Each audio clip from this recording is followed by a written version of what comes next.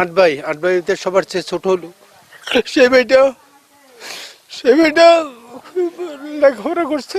লেখাপড়ার ফাঁকে এক সময় এসএসসি পাস করছে, ইলেভেন পাস করে বিডিআরে ভর্তি হয়েছে। বিডিআরে তার হনেস্টের দেখিয়া বিডিআর সমগ্র বিডিআরের মধ্যে তার দেখে সে প্রথম হয়েছে। তারপরে তার এই চাকরি জীবনের যত সততার কারণে সে তার চরম পর্যায়ে পুজছে, সে মহাপরিচালকের পর্যায়ে গেছে। এখন সেই আমার ভাইটা সরকারের হুকুম পালন করতে যাইয়েই ওই এলাকায় গেছে, ওই এলাকায় সন্ত্রাসী ধরতে গেছে। যাওয়ার পরে আমার বাইরে অবরুদ্ধ করিয়া, আমার ভাইকে অবরুদ্ধ করিয়া আমার কাছে এলোপাথারে গুলি ছেড়ে আমার ভাই শহীদ হয়েছে।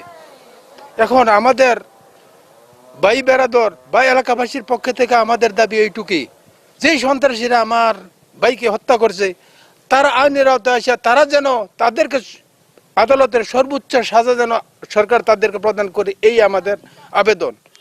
আর কোনো মায়ের বুক যেন খালি না হয়, কোনো স্ত্রী যেন বিধবা না হয়, কোনো সন্তান যেন এতিম না হয়, সেদিকে লক্ষ্য রাখার জন্য আমি গুরুতরভাবে সরকারের প্রতি আহ্বান জানাচ্ছি।